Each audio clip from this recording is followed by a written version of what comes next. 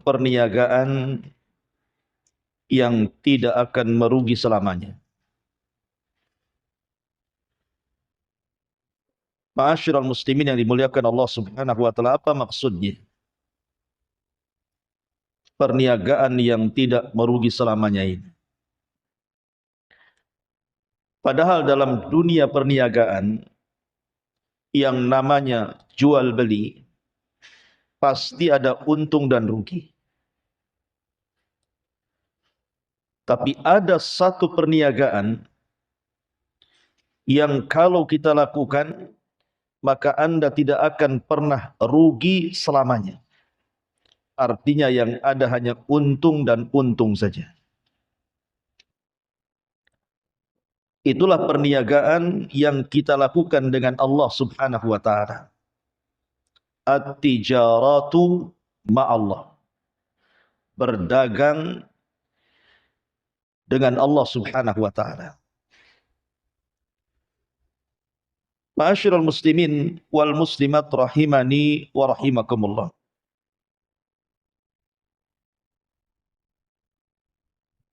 Para ulama mengatakan bahwa apabila seseorang berniaga atau berdagang dengan Allah Subhanahu wa taala, maka dipastikan kita akan mendapatkan untung yang berlipat ganda. Dan itu disebutkan dalam ayat Al-Quran surah Al-Baqarah ayat 245. Man dalladhi yuqridullaha qardan hasana fayudha'ifahu lahu ad'afan katsira. Maka siapapun yang berniaga dengan Allah Subhanahu wa taala dengan perniagaan yang baik, maka Allah Subhanahu wa taala akan lipat gandakan kepadanya keuntungan yang sangat banyak. Dan keuntungan yang kita raih dari Allah Subhanahu wa taala itu la hasra fi. Tidak ada batas sama sekali. Ma'asyiral muslimin wal muslimat rahimani wa rahimakumullah. Saya akan sebutkan 4 ayat dalam perkara ini. Pertama, surah At-Taubah ayat 111. Yang kedua, surah An-Nur ayat 36 sampai 38. Yang ketiga, surah Shaf ayat 10 sampai 11. Dan yang terakhir, surah Al-Fatir ayat 29 sampai 30. Ayat-ayat inilah yang menjelaskan kepada kita tentang perniagaan dengan Allah Subhanahu wa taala. Baik, kita akan baca surah At-Taubah ayat 111 ini. Allah Subhanahu wa taala berfirman, "Innallaha ashtara minal mu'minina anfusahum wa amwalahum bi anna lahumul jannah. Yuqatiluna fi sabilillah fayaqtuluna wa yuqtalun. Wa'dan alaihi haqqan fit Taurati wal Injili wal Quran. Wa man awfa bi ahdihi minallah fastabshiru bi bai'ikumul ladzi bay'tum bih wa dzalika huwal fawzul 'adzim." Sesungguhnya Allah Subhanahu wa taala telah membeli dari orang-orang yang beriman baik diri mereka ataupun harta-harta mereka dengan memberikan sorga untuk mereka. Mereka berperang di jalan Allah sehingga mereka membunuh atau terbunuh sebagai janji yang benar dari Allah yang telah terdapat dalam Taurat, Injil dan Quran. Dan siapakah yang lebih menepati janjinya selain daripada Allah? Maka bergembiralah dengan jual beli yang telah kalian lakukan itu, yang demikian itu adalah kemenangan yang sangat-sangat besar. Perhatikan ayat ini, ikhwan. At-Taubah ayat 111 ini. Kita tahu bahwa pokok dalam jual beli itu harus ada 4 perkara. Pertama, harus ada yang menjual. Yang kedua, harus ada yang membeli. Yang ketiga, harus ada barang yang dijual belikan. Dan yang keempat, harus ada harga saat membeli. Inilah pokok jual beli namanya. Lah dalam ayat ini Allah Subhanahu wa taala diperankan sebagai pembeli. Siapa penjualnya? Orang-orang yang beriman. Lalu apa barang dagangannya? Diri-diri orang-orang yang beriman dan harta-harta orang yang beriman. Lalu apa harganya? Harganya adalah surga. Subhanallah. Makanya Allah mengatakan di sini, innallaha ashtara, sesungguhnya Allah telah membeli. Berarti posisi Allah di sini sebagai pembeli. Siapa penjualnya? Minal mu'minin, dari orang-orang yang beriman. Lalu apa yang dijual? Anfusahum wa amwalahum, diri-diri mereka dan harta-harta mereka. Lalu apa harga yang Allah berikan kepada kita? Bi anna lahumul jannah, bahwa mereka akan dihargai surga. Lihat bagaimana jual beli dengan Allah Subhanahu wa taala adalah jual beli yang tidak pernah ada ruginya. Yang mengherankan dari ayat ini, ikhwan, kita tahu bahwa harta kita dan badan kita ini milik siapa? Milik Allah. Badan saya, badan antum, harta saya, harta antum, atau harta semua manusia itu milik Allah. Tetapi Allah Subhanahu wa taala tetap membeli yang merupakan miliknya. Ini kan luar biasa, ikhwan. Seandainya kemudian saya titipkan sepeda motor kepada antum, kemudian saya katakan saya belilah motor itu, padahal itu motor saya. Harganya berapa Ustaz? Saya kasih harga 1 miliar. Untung gak antum? Untunglah. Tak punya barang, barang orang diperjualbelikan, dapat uang, kan untung namanya. Itulah berjual beli dengan Allah Subhanahu wa taala. Diri kita ini milik Allah, harta kita milik Allah, tapi Allah beli yang merupakan miliknya. Kemudian Allah hargai lagi dengan surga. Yang lebih mengherankan dalam ayat ini, setelah Allah beri ataupun setelah Allah membeli jiwa kita dan harta kita dengan surga, Allah tidak mengambil jiwa dan harta kita, tetap harta dan jiwa itu ada pada diri kita. Agak luar biasa, ya. Itulah jual beli dengan Allah Subhanahu wa taala, ikhwan. Makanya Allah mengatakan, innallaha ashtara minal mu'minina anfusahum wa amwalahum bi anna lahumul jannah. Sesungguhnya Allah telah membeli dari orang-orang yang beriman, baik diri-diri mereka ataupun harta-harta mereka, dengan harga surga untuk mereka. Kemudian di ujung ayat Allah katakan apa? Waman aufa bi ahdihi minallah, dan siapakah yang lebih menepati janjinya selain daripada Allah. Ketika Allah Subhanahu wa taala membeli diri dan harta kita, kemudian dihargai dengan surga, maka tidak mungkin Allah ingkari janjinya. Makanya Allah Subhanahu wa taala mengatakan, fastabshiru bibai'ikumul ladzi bay'tum bi wa dzalikal fawzul azim. Maka bahagialah, bergembiralah dengan jual beli yang telah kalian lakukan dengan Allah itu, karena yang demikian adalah kemenangan yang sangat besar. Ma'asyiral muslimin yang dimuliakan Allah Subhanahu wa taala, jual beli itu ada 3 macam. Ada jual beli berniaga dengan Allah Subhanahu wa taala. Ada jual beli berniaga dengan manusia, dan ada jual beli berniaga dengan syaitan. Saya ulang, ada orang yang berniaga dengan Allah, ada orang yang berniaga dengan manusia, dan ada yang berniaga dengan syaitan. Nabi SAW mengatakan dalam sebuah hadis yang dikeluarkan Imam Muslim,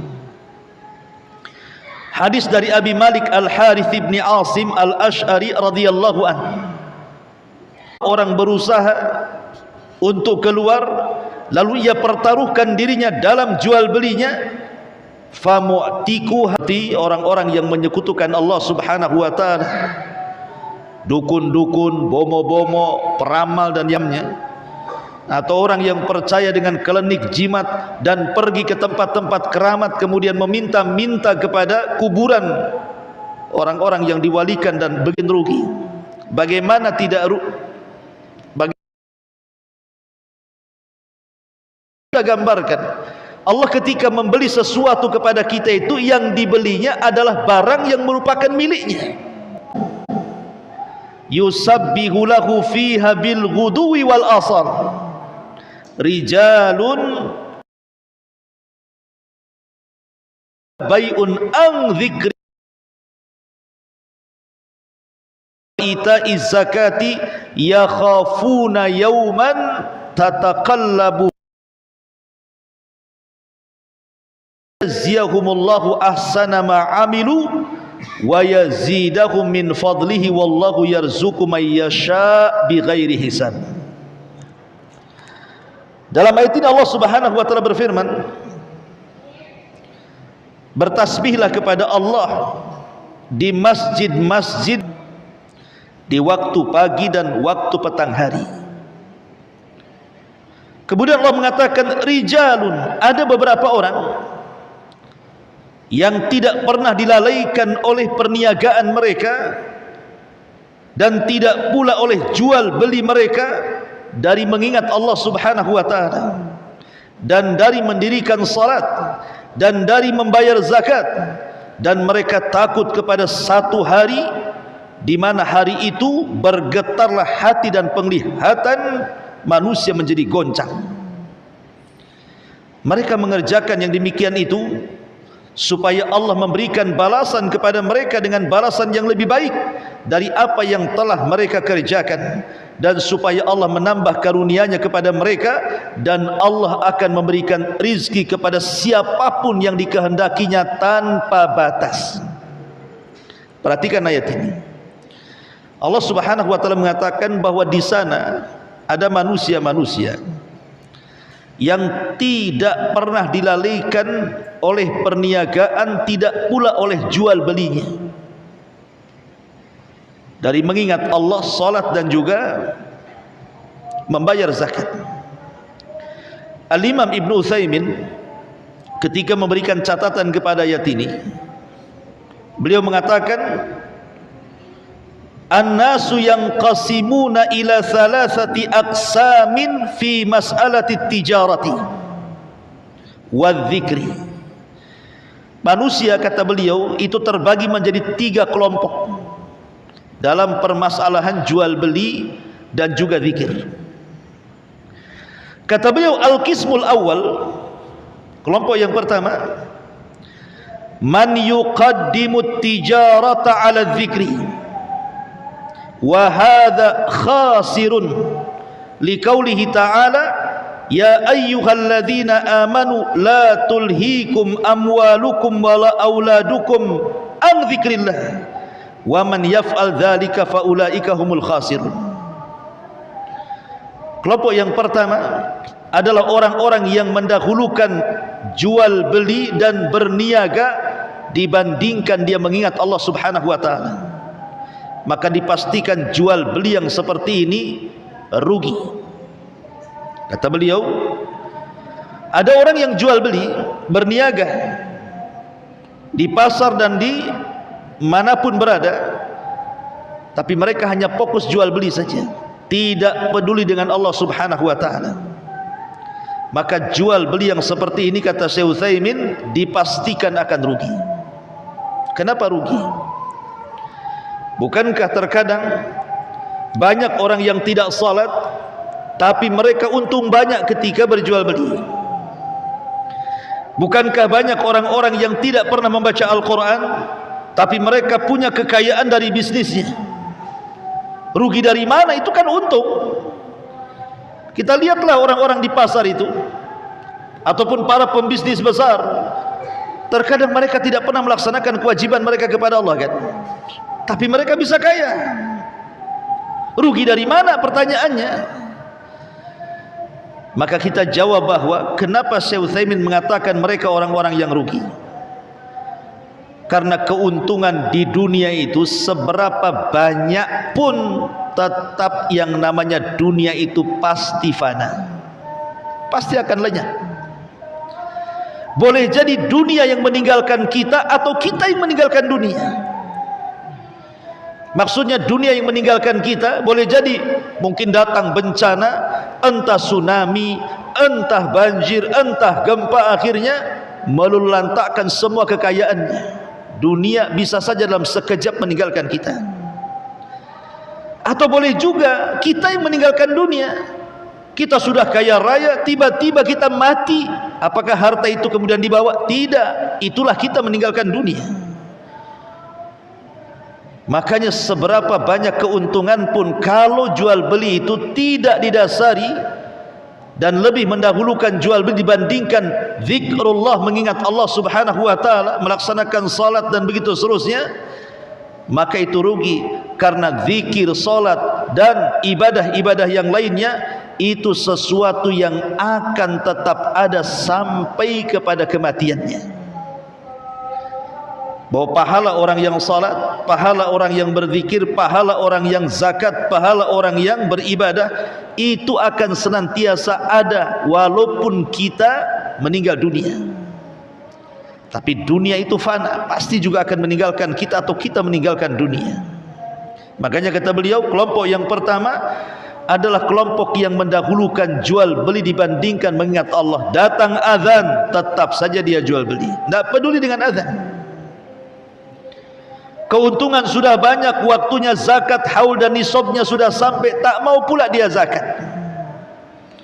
Dan begitu seterusnya.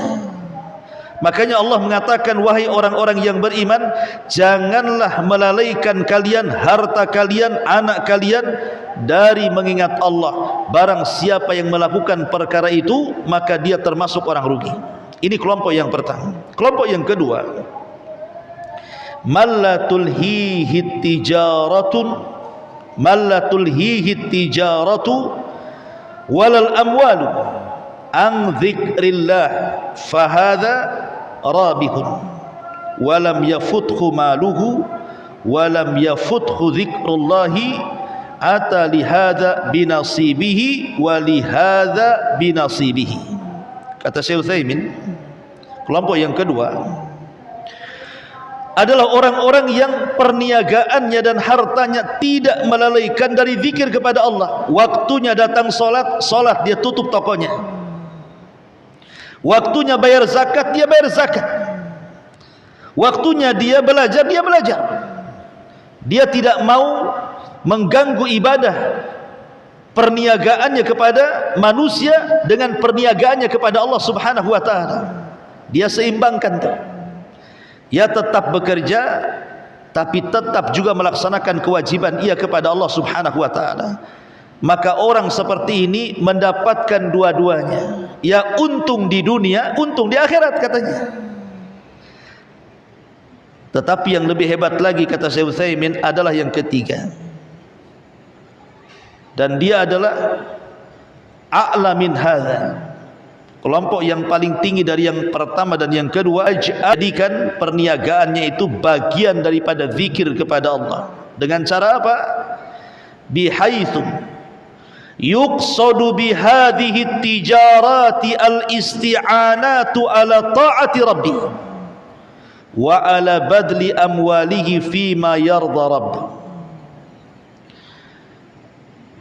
Yang ia maksudkan dengan jual belinya, dia jadikan perniagaan dan jual belinya dalam rangka meminta pertolongan kepada Allah untuk mentaati Rabbnya, dan harta yang dikeluarkannya betul-betul dikeluarkan karena sesuai dengan keridhaan Rabbnya. Jadi niat jual beli dia itu memang karena Allah Subhanahu wa ta'ala. Seluruh keuntungan yang ia dapat itu diberikan kepada Allah. Dia hanya mengambil sedikit hanya untuk menopang kehidupannya saja. Setiap dapat untung, maka keuntungannya untuk membantu fuqara wal masakin, untuk membantu tempat-tempat ibadah, untuk membantu tempat-tempat dakwah dan sarana-sarananya, dan begitu seterusnya.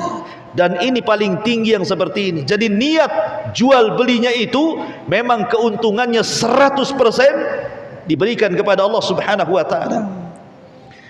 Dan itulah yang dilakukan para sahabat Nabi.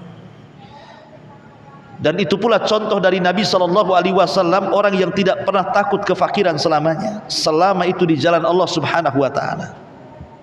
Ini ayat yang kedua.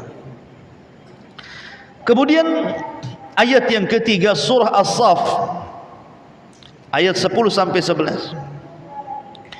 Allah Subhanahu wa ta'ala mengatakan, ya ayyuhalladzina amanu hal adullukum ala tijaratin tunjikum min adzabin alim.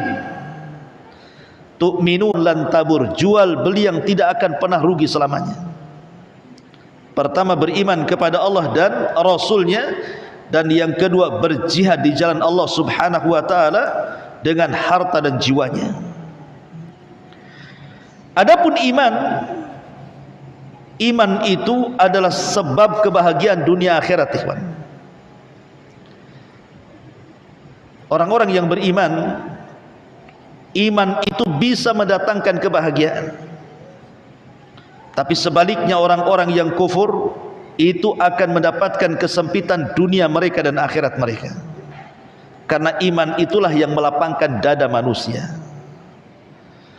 Antum kalau beriman kepada Allah Subhanahu wa ta'ala, akan tumbuh dari keimanan ini sifat tawakal, hanya menggantungkan diri kepada Allah.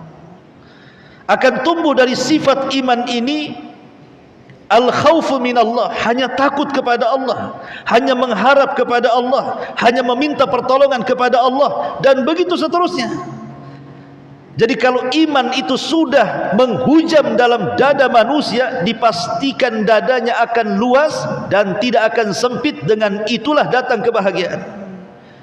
Contoh, ada orang susah, mungkin dia susah ekonomi, mungkin diuji oleh Allah Subhanahu wa ta'ala ekonominya, dipecat dari perusahaannya, atau diuji dengan kesehatannya, akhirnya badannya penuh dengan penyakit, bahkan boleh jadi penyakitnya parah, bahkan sampai terduduk dan tidak bisa jalan. Kalau orang-orang yang diuji ini tidak ada iman dalam hatinya, ikhwan, bisa saja mereka putus asa.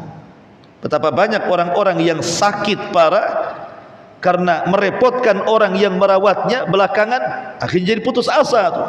Sehingga sebagian mereka berangan-angan ingin mati daripada hidup, karena merasa merugikan orang, kan gitu.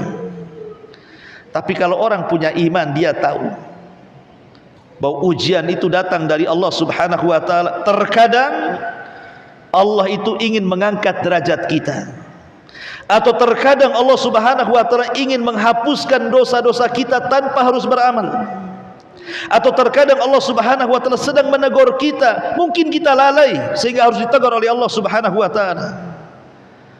Lah kalau kita paham dengan ujian-ujian seperti ini, dengan keimanan yang ada dalam dada kita, saya yakin setiap orang yang diuji itu tidak mungkin putus asa, karena imanlah yang menggerakkannya.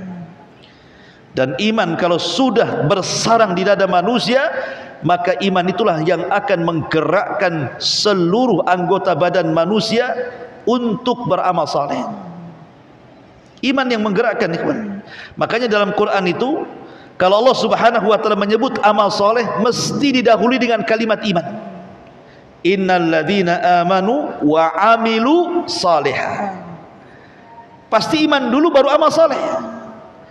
Karena tidak mungkin orang itu bergerak untuk melakukan amal soleh kalau tidak ada dorongan iman. Jadi iman itulah yang mendorong seseorang, akhirnya dia salat, akhirnya dia ngaji, akhirnya dia baca Quran, akhirnya dia berzikir. Iman itulah yang menggerakkan semuanya. Bahkan terkadang ujian yang berat dengan iman yang kuat itu tidak akan terasa. Bilal ibn Rabah radhiyallahu anhu, ketika ditanya di zaman Khalifah Umar bin Khattab radhiyallahu anhu, Umar mengumpulkan sahabat-sahabat yang pernah disiksa oleh orang-orang Quraisy, kemudian mengenang bagaimana siksaan orang Quraisy di zaman kehidupan Nabi sallallahu alaihi wasallam.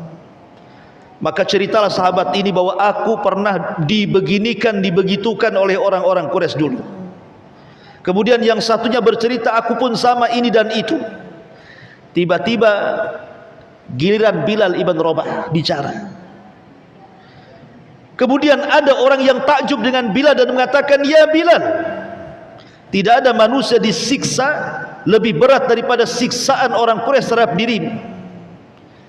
Tapi kami menyaksikan seolah-olah keperitan siksaan itu tidak pernah engkau rasakan. Macam mana caranya?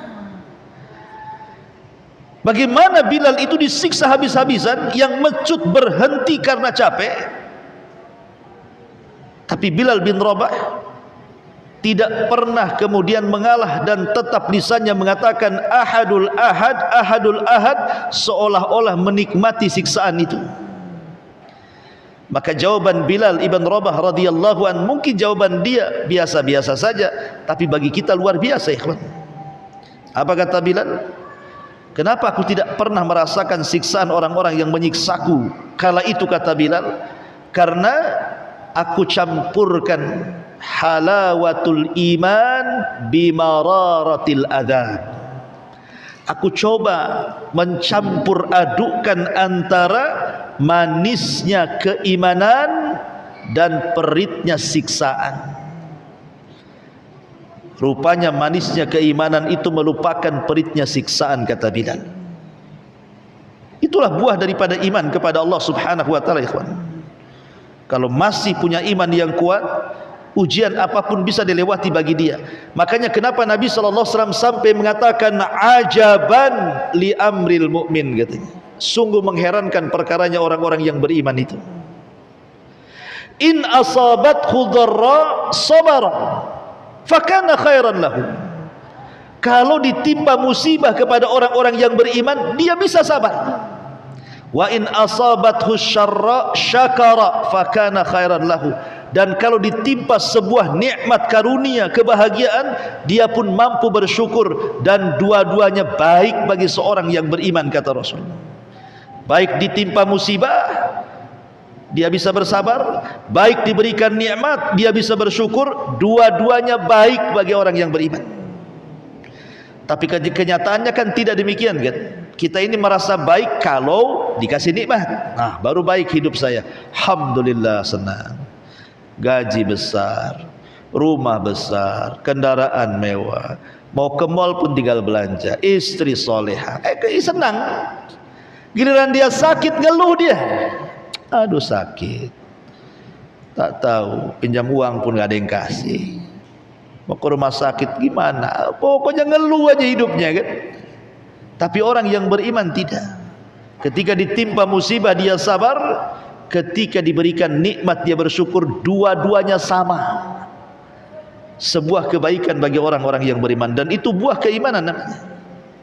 Kemudian yang kedua, di antara jual beli dalam ayat ini adalah orang-orang yang berjihad di jalan Allah Subhanahu wa taala. Kemudian mereka pun berperang dan mati syahid. Maka Allah mengatakan wala tahsabannal ladzina qutilu fi sabilillahi amwatan bal ahya 'inda rabbihim yurzakun. Jangan kalian mengira bahwa orang-orang yang gugur di jalan Allah itu mati. Tidak, mereka tidak mati. Mereka hidup dan mereka mendapatkan rizki di sisi Rabbnya. Ma'asyiral muslimin yang dimuliakan Allah Subhanahu wa taala, ada sebuah hadis yang luar biasa. Kata Nabi sallallahu alaihi wasallam, "Ma min ahadin yadkhulul jannah yuhibbu an yarji'a ila dunya wa anna lahu ma 'alal ardi min syai'in ghaira syahid fa innahu yatamanna an yarji'a fayaqtulu asyara marratin atau fayuqtalu asyara marratin lima yara minal karamati." Kata Rasul, tidak ada seorang pun yang telah masuk ke dalam sorga tiba-tiba dia ingin kembali ke dunia. Itu mustahil, ikhwan. Orang kalau masuk sorga tidak mungkin mau keluar. Bagaimana mau keluar orang sudah masuk ke dalam sorga? Kenikmatannya tidak bisa dilihat mata, didengar telinga, terlintas di hati atau di pikiran manusia saja tidak bisa. Cemana mau keluar? Tapi masalahnya, karena kita dilahirkan di dunia, makanya ketika diceritakan sorga itu kadang-kadang masih berpikir bahwa sorga itu dongeng belaka. Coba kalau kita lahir di sorga, tidak mungkin kita ke dunia. Tapi kata Nabi SAW, ada orang yang sudah masuk sorga pengen ke dunia katanya. Siapa orang ini? Mereka lah orang-orang yang mati syahid. Mereka ingin ke dunia. Yatamanna an yarji'a, mereka berangan-angan ingin kembali ke dunia. Fayuqtalu asyra marrat, biar mereka dibunuh 10 kali. Lima yara minal karamah, karena melihat kemuliaan yang diberikan kepada orang-orang yang mati syahid.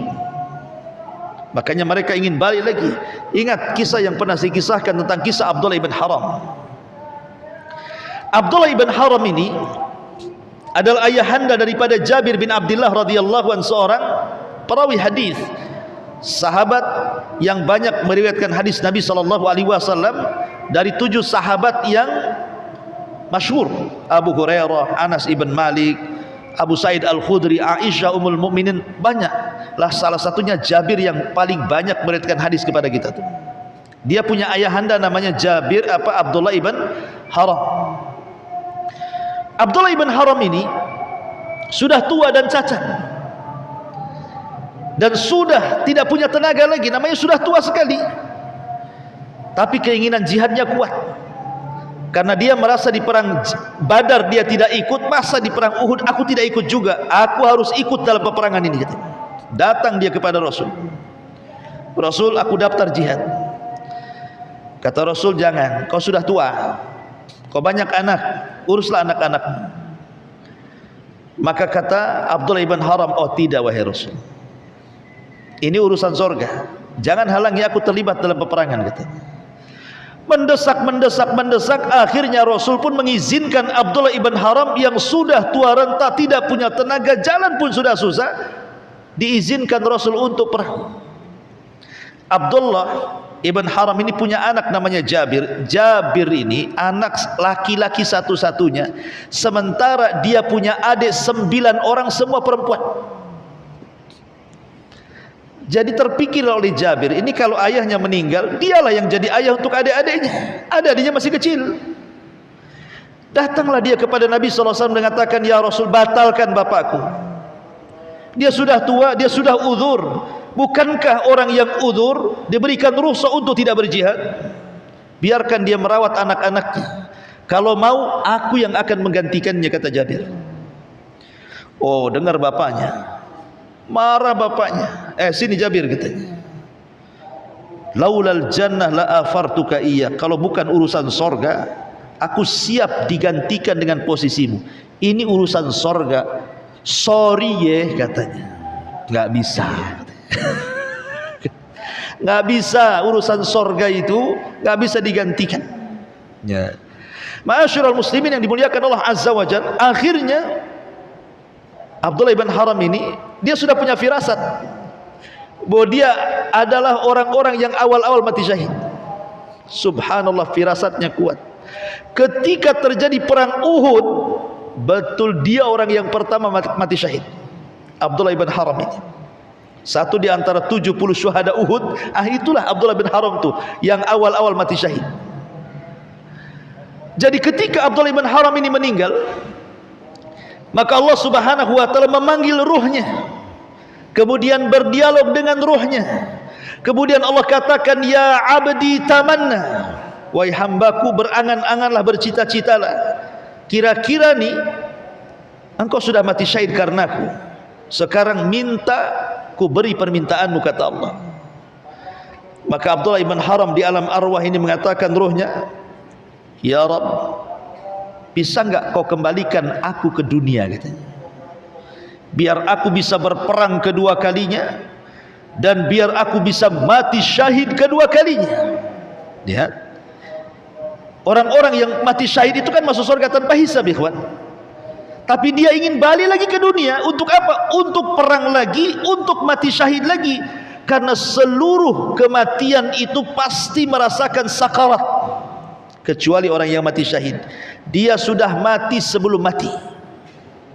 Orang yang mati syahid itu tidak akan merasakan saat kematiannya.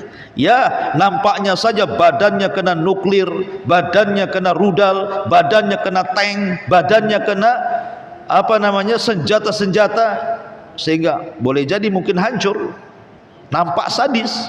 Kita lihat coba para syuhada yang ada di Palestina itu, ada yang macam-macam kondisi mereka kan, nampaknya sakit kalau kita merasakan kita di posisi dia kan. Tapi ingat, orang yang mati syahid itu saat kematiannya tidak akan merasakan sakarat, kecuali hanya seperti cubitan tangan saja. Kita dicubit, kayak gitulah itu matinya.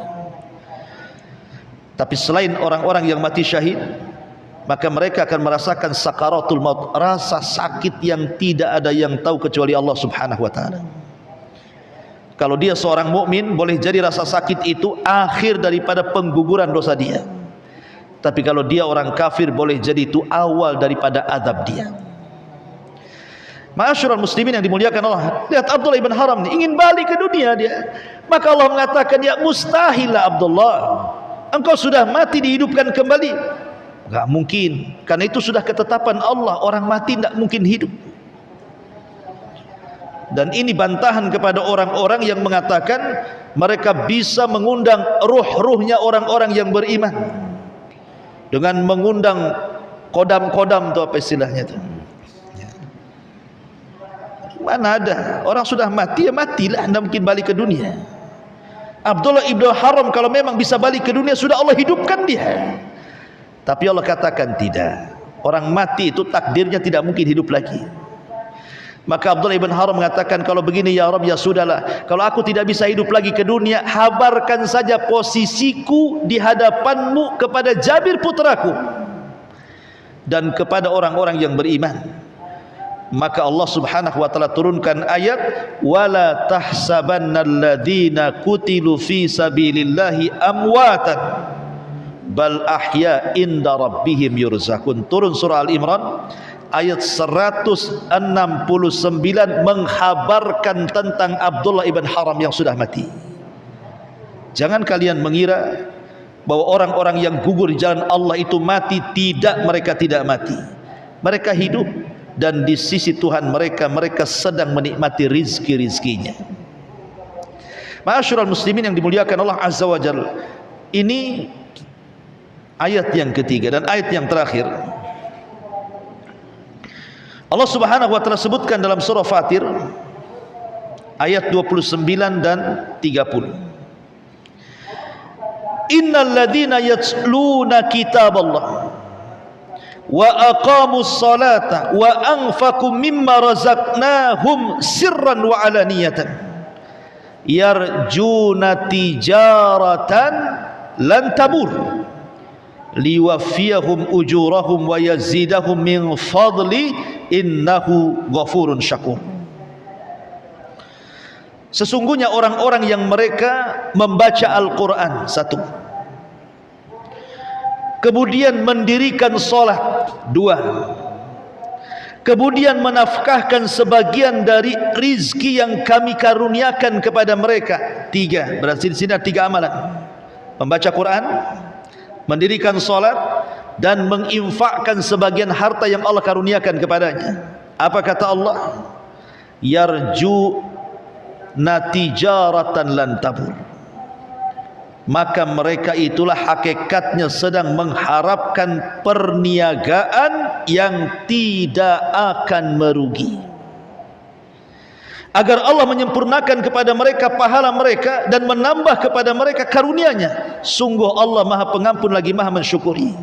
Dari surah Fatir ayat 29-30 ini, di sini ada 3 amalan yang merupakan perniagaan kita dengan Allah, dan kalau kita lakukan lan tabur, kata Allah, tidak akan rugi selamanya. Yang pertama, membaca Al-Quran. Membaca Quran itu ikhwan, dalam hadis yang masyhur yang sering antum dengar, baca 1 huruf berapa digaji oleh Allah? 10. Kalau seandainya antum jadi tukang bangunan sajalah, kita ambil yang rendah saja pekerjaannya, digaji 10 kali lipat yang hariannya 200 umpamanya. Antum digaji kerja sama saya gaji 10 kali lipat dari harga umum. Saya kira orang PT keluar menjadi tukang semua tuh. Kalau umpamanya anggaplah 1 hari 200, kalilah 10, 2 juta 1 hari. Sebulan dah banyak tuh dia dapat. Itu kalau tukang bangunan yang gajinya 200 gitu. Kalau seandainya pekerjaan yang lain mungkin yang gajinya 500 dikali lipatkan 10 kali lipat. Siapa yang tidak semangat orang kerja kayak gitu? Tapi orang kerja itu bagaimanapun tetap harus mengeluarkan tenaga dan pikiran mereka. Dan berniaga dengan manusia itu pasti ada lelahnya, walaupun di balik lelah itu ada gantinya. Tapi kalau kita berniaga dengan Allah itu mudah, terkadang tidak merasakan kelelahan. Antum baca qul huwallahu ahad, lelah antum? Aduh capek, sakit pinggang, kenapa? Habis baca qul hu tadi ada ceritanya. Saya baca qul hu langsung sakit pinggang antum. Tapi kalau antum kerja 1 hari, kerja bangunan, wajarlah antum pegang pinggang itu kan, antum minta urut. Tapi baca qul hu 1 kali, nggak mungkin antum lelah itu. Tapi lihat pahalanya. Nabi mengatakan, man qara'ah ayatan min kitabillah, man qara'a harfan min kitabillah, falahul hasanatu wal hasanatu bi asyri amsalha, la aqulu alif lam mim harfun walakin alif harfun wal lam harfun wa mim harfun, kata Nabi. Siapa yang membaca 1 huruf saja, maka dia mendapatkan kebaikan yang dilipat gandakan 10 kali lipat kebaikan. Lihat bagaimana amalan ini diganjar oleh Allah Subhanahu wa taala 10 kali lipat. Padahal 1 huruf tu alif, 1 huruf lam, 1 huruf mim, 1 huruf. Kalau surah Al-Ikhlas coba antum hitung berapa hurufnya tuh, kalikan 10. Banyak antum dapat pahala di situ. Itulah perniagaan dengan Allah. Dengan cara yang pertama apa? Baca Quran. Baca Quran ini luar biasa pahala di hadapan Allah Azza wa Jalla, karena akan jadi syafaat bagi kita juga pada hari kiamat. Yang kedua, perniagaan yang tidak akan rugi bersama Allah adalah iqamus salat, mendirikan salat. Kenapa bahasanya mendirikan ya? Wa aqamus salat, mendirikan. Orang yang salat itu banyak, tapi yang mendirikan itu sedikit. Ya. Orang yang salat kan banyak, di masjid ini, di masjid sana, di musola ini, di musola sana, di mana-mana banyak orang salat itu. Tapi yang mendirikan salat itu sedikit. Apa maksud mendirikan di sini? Kata Syekh Shalih Fauzan, maksudnya mendirikan salat itu orang yang mendatangkan 1 syarat-syaratnya, 2 rukun-rukunnya, 3 wajib-wajibnya, 4 sunnah-sunnahnya. Ini sedikit sekali. Memang orang salat banyak, tapi lihat ruku saja kadang-kadang tidak lurus, kadang-kadang main cepat-cepat saja, sujud saja main ngebut-ngebut saja, kadang-kadang tidak tumakninah, kadang-kadang tidak khusyuk, kadang-kadang wudunya enggak benar, cemana pula salatnya mau benar. Lah kadang-kadang pakaiannya juga tidak rapi. Kalau menghadap Pak Wali saja rapi, Kalau menghadap Allah itu pula pakai kaos oblong umpamanya. Kan banyak yang seperti ini. Makanya saya katakan orang yang sholat banyak, tapi yang mendirikan sholat itu sedikit. Makanya orang-orang yang mendirikan sholat itu mereka sedang melakukan perniagaan dengan Allah Subhanahu wa ta'ala lan tabur, yang tidak mungkin rugi selamanya. Dan yang terakhir adalah orang-orang yang berinfak di jalan Allah baik terang-terangan ataupun sembunyi-sembunyi. Di zaman Nabi SAW ada seorang sahabat namanya Abu Dahda radhiyallahu anhu. Abu Dahda ini mendengar ada anak yatim yang diusir dari kebun seseorang karena kalah di pengadilan. Jadi ada anak yatim, dia nyerobot tanah bahasanya, kemudian buat rumah-rumahan di situ. Yang punya tanah marah, akhirnya diambil. Kata anak yatim, ini tanah bapak saya. Kata yang punya tanah, itu tanah saya. Datanglah ke mahkamah pengadilan, kalah anak yatim itu. Maka Nabi SAW datang kepada orang yang punya tanah, kasihkanlah, itu kan cuma sedikit saja untuk dia. Tidak bisa. Kata Rasul, bagaimana kalau seandainya gantinya sorga? Kau kasih tanah ini kepada anak yatim, maka gantinya tanah di sorga. Mau enggak kamu? Tidak mau dia. Akhirnya kemudian datanglah Abu Dahda radhiyallahu anhu ini. Kemudian melobi orang yang punya tanah, wahai fulan, tanahmu kan jauh dari kota, tanahku ada di kota satu tuh. Kalau tukar mau enggak? Tanah antum di Jabal Uhud atau di Beliung, tanah saya di Nagoya, sama-sama 1 hektar. Mau enggak ditukar? Maulah, kalau enggak mau bego dia. Harga di tengah kota berapa, harga di sini berapa kan gitu kan. Akhirnya apa? Mau ditukar. Setelah ditukar tanahnya, maka Abu Dahda mengatakan kepada anak yatimna, ambillah tanah ini untukmu. Subhanallah. Ketika Abu Dahda radhiyallahu an kemudian sudah menginfakkan hartanya kepada anak yatim ini, karena dia mendengar Nabi SAW, siapa yang memberikan tanah ini kepada anak yatim maka sebagai gantinya tanah di sorga. Dia ingin mendapatkan tanah di sorga, ingin berjual beli dengan Allah ya. Akhirnya setelah deal-dealan itu, dia pulang. Istrinya Ummu Dahda masih ada di kebun itu. Abu Dahda tidak mau masuk ke kebun yang sudah dibarter, diinfakkan karena Allah itu.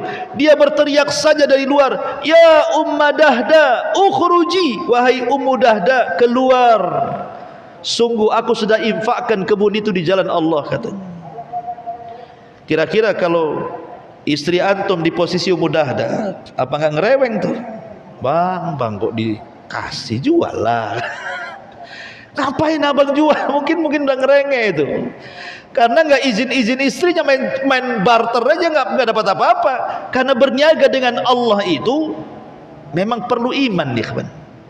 Karena surga itu kan memang tidak tampak kan itu. Hanya cerita saja, cerita nikmat-nikmat. Karena kita belum masuk ke dalamnya. Kalau nggak yakin dengan surga itu, nggak mungkin orang itu berniaga dengan Allah, ikhwan. Tapi hanya orang-orang yang yakin berniaga dengan Allah Subhanahu wa ta'ala. Sampai ketika hijrah, ada seorang sahabat namanya Suhaib Ar-Rumi. Suhaib Ar-Rumi radhiyallahu anhu. Suhaib Ar-Rumi ini dia orang Romawi, bukan orang Arab. Dia mendengar bahwa di Mekah itu akan ada seorang nabi, karena dulunya dia seorang Nasrani. Dia dapat kabar dari pendetanya bahwa di Mekah akan muncul seorang nabi. Berangkat Suhaib Ar-Rumi ini dari Rum ke Mekah. Sampai di Mekah belum ada nabinya, belum muncul. Karena dia seorang peniaga yang ulung, akhirnya sambil menunggu munculnya kenabian itu, berniagalah dia di Mekah. Akhirnya jadi orang kaya. Suhaib Ar-Rumi ini orang Romawi, hijrah ke Mekah, kemudian berniaga jadi orang kaya. Ketika itu sampailah di musim kenabian, Rasul muncul, Ketika Suhaib memperhatikan apakah Nabi yang mengaku Nabi di Mekah itu betul dia Nabi, dicocokkan dengan kabar yang pernah dia dapat dari rahib dan pendetanya, rupanya cocok, masuk Islamlah Suhaib kepada Nabi SAW. Tapi Suhaib karena dia orang asing di situ, tidak luput dari siksaan orang-orang Quraisy. Dia pernah disiksa sampai semaput, bahasa kitanya, sampai tidak bisa berpikir, pingsan, error otaknya. Tapi dia memang orang cerdas. Ketika hijrah, dia bawa separuh hartanya dan dihadang oleh orang-orang Quraisy. Kata orang Quraisy, "Ya Suhaib, ataina su'luka. Dulu kau datang ke Mekah kau miskin, sekarang kau kaya, kau mau datangkan kekayaanmu kau bawa ke Madinah?" Oh, tidak bisa. Tinggalkan kekayaanmu di Mekah, kata orang-orang Quraisy ini. Suhaib Ar-Rumi, dia seorang pemanah dan dia bawa busur panah dan anak panah. Kemudian kata Suhaib, "Kalian tahu siapa aku? Aku pemanah ulung, dan kalian tahu itu. Seandainya seluruh anak-anak panahku yang ada di belakangku kulesatkan kepada kalian, saya yakin semua akan menyasar kepada kalian. Setelah kalian terkena panahku, terserah kalian mau apakan aku. Tapi aku punya tawaran, begini saja. Jangan halangi aku hijrah. Kalau engkau ingin hartaku, ambil. Akan kutunjukkan di mana-mana hartaku, ambil oleh kalian. Tapi biarkan aku hijrah," katanya. Akhirnya dia sepakat. Maka Suhaib pun menyerahkan harta yang dibawanya, menunjukkan gudang-gudang harta di Mekah. Dia pun berangkat tanpa membawa harta kecuali pakaian yang melekat di badan saja. Berangkat dia ke Madinah. Rupanya Nabi SAW mendengar. Ya tentu Nabi SAW mendengarkan karena diberitahu Allah lewat Jibril tentang apa yang dilakukan oleh Suhaib Ar-Rumi ini. Ketika sampai saja Suhaib Ar-Rumi ke Madinah, berjumpa dengan Rasul, apa kata Rasul? "Rabiha bai'u Abi Yahya. Rabiha bai'u Abi Yahya," kata Rasul. Sungguh beruntung perniagaannya Abu Yahya. Abu Yahya kunyah daripada Suhaib Ar-Rumi. Sungguh beruntung perniagaan wahai Abu Yahya, katanya. Beruntung apa? Oh, hartanya diambil semuanya orang Quraisy, gak beruntung. Maksud Rasul, karena dia sudah berniaga dengan Allah, bukan dengan manusia. Rabiha bai'u Abi Yahya. Sungguh beruntung perniagaan wahai Abu Yahya. Nggak ada masalah hartamu diambil semuanya, tapi nanti Allah akan ganti, kata Rasul. Dari sini turun ayat surah Al-Baqarah, "Wa minan nasi man yashri nafsahu ibtigha'a mardatillahi wallahu raufum bil ibad." Dan di antara manusia ada orang-orang yang mengorbankan dirinya untuk mencari keridhaan Allah, dan Allah Maha Penyantun kepada hamba-hambanya. Dialah Suhaib Ar-Rumi yang sudah berniaga dengan Allah Subhanahu wa ta'ala. Kemudian pembahasan terakhir, ikhwatu fiddin, dalam tijarah perniagaan dengan Allah Subhanahu wa ta'ala tentu ada fikihnya. Solat saja ada fikihnya, fikih solat. Toharoh juga ada fikihnya, fikih toharoh, kan. Maka juga berniaga dengan Allah juga ada fikihnya. Fikih at-tijarah ma'allah. Apa fikihnya? Maksudnya fikihnya itu bagaimana caranya ketika kita berniaga dengan Allah itu betul-betul mendapatkan keuntungan dan tidak akan pernah rugi. Bagaimana caranya? Pertama, berniagalah dengan Allah dengan keikhlasan. Karena ada orang-orang yang nanti pada hari kiamat dia membawa pahala sebesar gunung Tihama. Besar gunung Tihama itu, menghadap Allah bawa pahala sebesar itu. Karena ketika di dunia dia kumpulkan tuh pahala-pahala yang sebanyak itu. Tiba-tiba ketika di hadapan Allah, faja'alaha haba'an manthura, Allah hilangkan pahala di hadapannya. Enggak ada guna pahalanya. Kenapa Allah Subhanahu wa taala hilangkan pahalanya padahal dia sudah capek-capek mengumpulkan pahala itu? Rupanya kesalahannya satu. Ya, kalau dia beramal di hadapan manusia nampak solehnya. Kalau berhadapan dengan manusia saat melakukan ibadah nampak baiknya. Pencitraan dalam ibadah mungkin bahasa kitanya.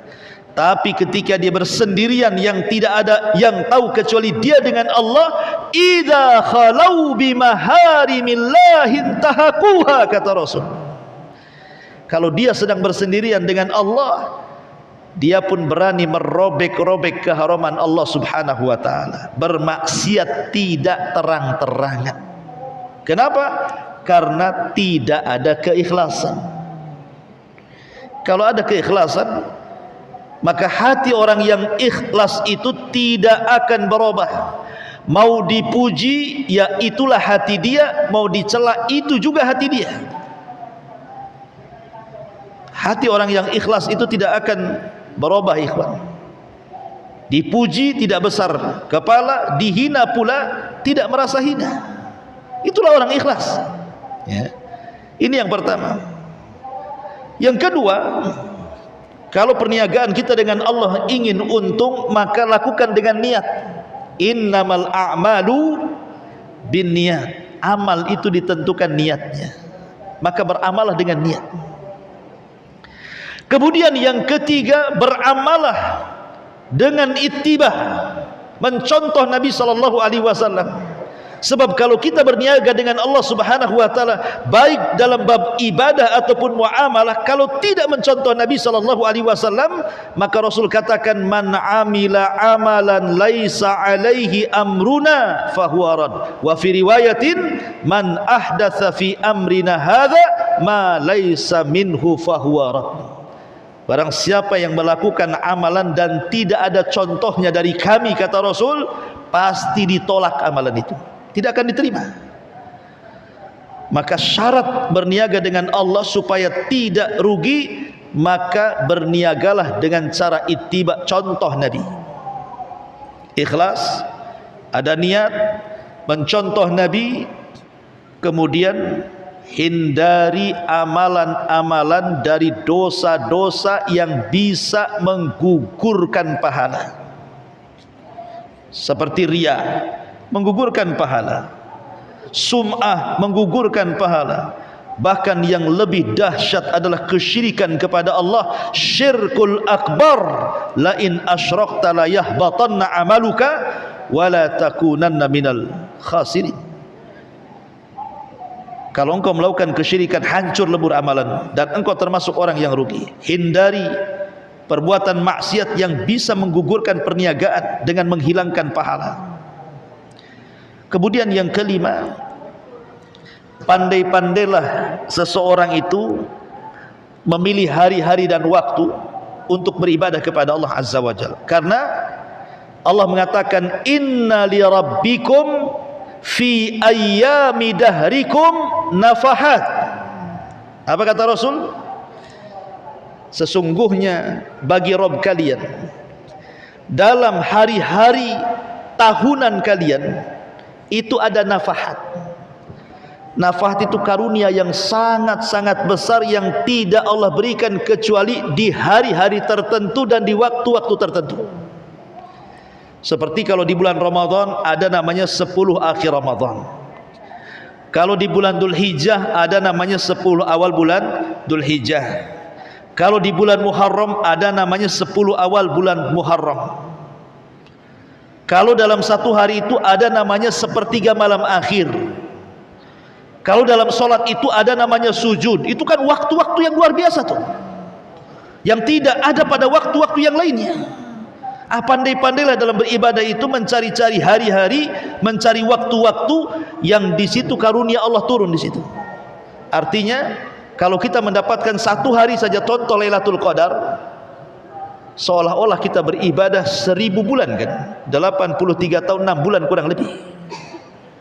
Maka carilah nafahat, ya, karunia-karunia Allah Subhanahu wa taala. Dan yang terakhir tentu berdoa kepada Allah Azza wa Jalla agar Allah Subhanahu wa taala menerima setiap perniagaan kita dengan Allah Subhanahu wa ta'ala. Sebagaimana lihat Ibrahim yang menyuruh membangun Ka'bah Allah, maka Ibrahim pun membangun Ka'bah.